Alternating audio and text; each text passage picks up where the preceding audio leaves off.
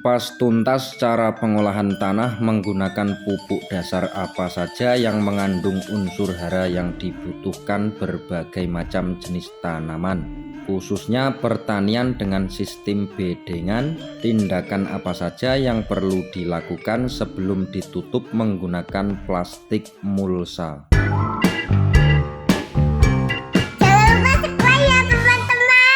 Assalamualaikum warahmatullahi wabarakatuh. Kali ini saya akan membahas tentang pertanian. Akan tetapi pada kesempatan kali ini pembahasan saya lebih fokus tentang pupuk dasar yang cocok untuk berbagai jenis tanaman, dan khususnya lagi pertanian atau tanaman yang ditanam dengan menggunakan sistem bedengan. Misalnya seperti cabai, tomat, terong, kacang panjang, kacang tanah, pare, gambas, timun, melon, pepaya, porang, dan lain sebagainya. Baik itu menggunakan mulsa ataupun tanpa mulsa. Pupuk pertama kali yang diaplikasikan adalah kapur dolomit. Kenapa kapur dolomit? Karena sifat kapur dolomit adalah menaikkan pH tanah. Sekurang-kurangnya pemberian kapur dolomit dengan dosis yang tepat dapat menetralkan pH tanah. Pemberian kapur dolomit wajib dilakukan 1 tahun 1 kali dengan dosis per hektar 1 ton kapur dolomit dengan kemasan 50 kg per karung, berarti 20 karung. Jika lahan setengah hektar berarti 10 karung, dan jika lahan 1/4 hektar berarti cuma 5 karung. Karena dalam waktu 1 tahun tanah yang dihajar dengan pupuk kimia pasti membuat tanah menjadi asam atau pH tanah menjadi drop. Dan apabila pH tanah sangat rendah atau asam, ditanami tanaman apa saja pasti tidak akan subur. Maka dari itu sangat perlu dilakukan penetralan tanah dengan menggunakan kapur dolomit dengan interval 1 tahun 1 kali. Dan cara pengaplikasiannya adalah ditabur merata. Setelah itu dilakukan penggemburan tanah dengan cara dibajak atau digaru. Setelah itu biarkan saja dulu sambil menunggu hujan turun 1 atau 2 kali. Kemudian setelah itu dilakukan pembuatan bedengan. Nah, di dalam pembuatan bedengan ini barulah diberikan pupuk dasar. Pupuk dasar yang paling bagus dan yang paling cocok untuk semua jenis tanaman adalah pupuk organik atau pupuk kompos dari kotoran hewan yang sudah difermentasi. Baik itu dari kotoran kambing, kotoran sapi, ataupun kotoran ayam. Yang penting sudah difermentasi. Kemudian jika ingin ditambah dengan pupuk kimia juga tidak masalah.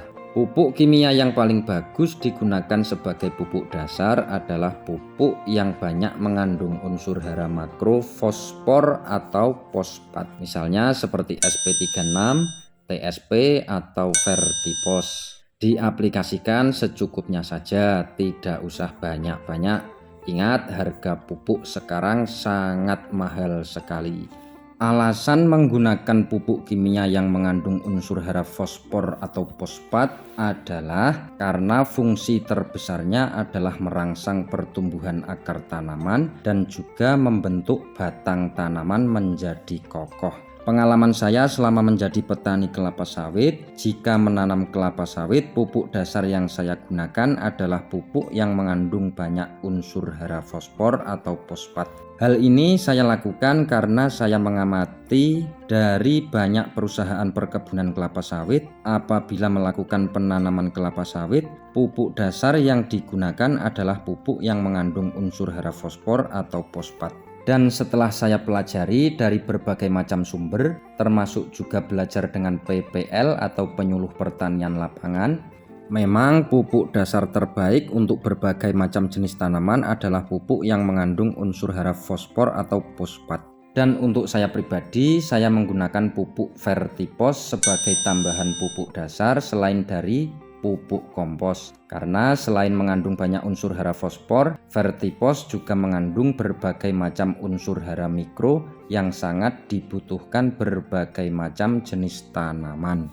Di antaranya adalah magnesium oksida 3%, sulfur 1%, boron 0,2%, dan juga ada kandungan kalsium oksida 20%. Cara pengaplikasiannya adalah apabila pembuatan bedengan setengah jadi atau 50%, maka ditaburkan merata bersamaan dengan pupuk kompos sepanjang bedengan. Kemudian setelah itu ditimbun lagi dengan tanah sampai bedengan jadi 100%. Apabila ingin mempermudah perawatan di kedepannya nanti, maka silahkan teman-teman menggunakan plastik mulsa. Plastik yang didesain khusus untuk pertanian ini sebenarnya memiliki banyak sekali kelebihan. Di antaranya adalah agar supaya bedengan tidak mudah erosi oleh aliran air hujan, dan juga yang pasti sangat menekan pertumbuhan gulma sehingga sangat meringankan kita sebagai petani untuk merawat tanaman kita. Namun sebelum ditutup menggunakan plastik mulsa, ada satu tambahan yang tidak kalah penting dengan pupuk dasar yang sudah diberikan, dan justru menurut saya pemberian bahan aktif ini adalah yang paling vital. Apakah itu? Yaitu pemberian fungisida. Untuk pertanian saya ini, saya menggunakan fungisida organik Anfus pengendali hayati patogen tanah, yang fungsinya adalah sebagai penangkal dari berbagai macam serangan penyakit yang ditimbulkan dari dalam tanah. Di antaranya seperti penyakit layu fusarium, penyakit rebah semai, antraknosa, serangan Ganoderma sp, dan masih banyak lagi bakteri-bakteri jahat yang berada di dalam tanah yang bisa dikendalikan oleh Anfus ini. Cukup sekian pembahasan tentang pupuk dasar pada kesempatan kali ini. Semoga tanaman apa saja yang teman-teman tanam dapat mencapai finish. Salam sukses, salam sejahtera untuk kita semuanya. Semoga senantiasa sehat sentosa. Wassalamualaikum warahmatullahi wabarakatuh.